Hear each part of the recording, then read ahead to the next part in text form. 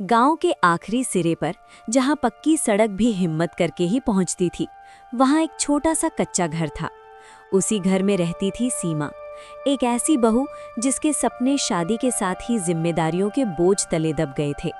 मायके में भी गरीबी थी और ससुराल में भी हालात कुछ अलग नहीं थे। फर्क बस इतना था कि यहाँ अब हर परेशानी उसकी अपनी थी। सूनी रसोई और सन्नाटा। सुबह का अंधेरा छटने से पहले सीमा उठ जाती।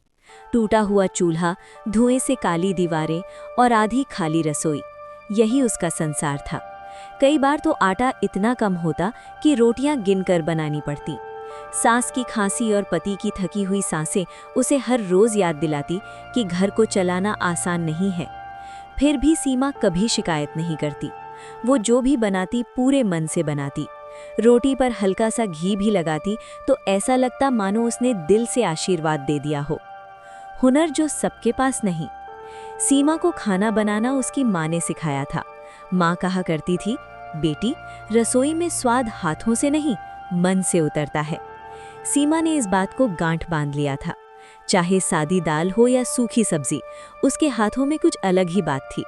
पड़ोस की औरतें जब भी उसके घर आती, कहे बिना नहीं रहती, बहू, तेरे हाथ का स्वाद कहीं बाहर नहीं मिलता। पर तारीफ से पेट नहीं भरता, ये सीमा अच्छी तरह जानती थी। कठिन समय ने दिखाई राह। एक साल ऐसा आया जब बारिश ने गांव से मुंह मोड़ लिया। खेत सूख गए, मजदूरी कम हो गई। घर में कई दिन ऐसे बीते जब सिर्फ एक वक्त का खाना बना। सीमा की आंखों में डर था, पर मन में हार नहीं। उसी दौरान गांव के सरकारी स्कूल में बच्चों के लिए भोजन योजना शुरू हुई। मास्टर साहब ने गांव में खबर भिजवाई कि जो भी औरत खाना बना सकती है वो मदद करे। सीमा हिचकिचाई, फिर हिम्मत जुटाकर बोली, माँ, मैं भी बच्चों के लिए कुछ बना दूं? सास ने उसे देखा, जैसे उसकी आंखों में अपनी जवानी देख रही हूँ। जा बेटी, भगवान तेरे साथ है। पहली कमाई, पहला भरोसा। सीमा ने घर में बचा हुआ चावल, दाल और थोड़ी सब्जी मिलाकर खिचड़ी बनाई। न मसाले ज्यादा थे न घी, बस सादगी और मेहनत। जब बच्चों ने खाना खाया तो कुछ बच्चे और मांगने लगे। मास्टर साहब चौंक गए, ये खिचड़ी किसने बनाई?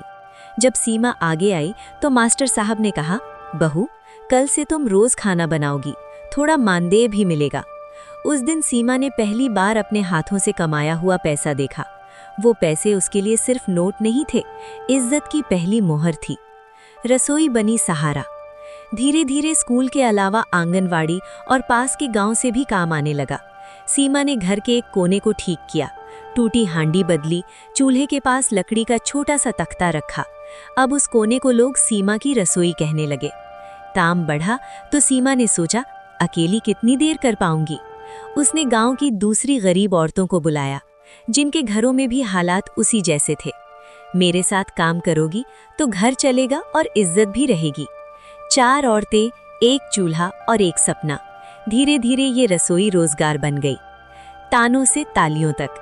जो लोग कभी ताने मारते थे, औरत बाहर निकलकर क्या करेगी, आज वही कहते थे, सीमा की वजह से कितने घरों का चूल्हा जल रहा है। पति का सीना गर्व से चौड़ा हो गया। सास की आंखों में दुआएं बस गईं। घर में अब नमक रोटी नहीं, इज्जत और भरोसा भी परोसा जाने लगा। नई पहचान। एक दिन सरकारी अफसर गांव आए। सीमा के काम को देखकर उन्होंने उसे स्वयं सहायता समूह से जोड़ा। बैंक से छोटा सा लोन मिला।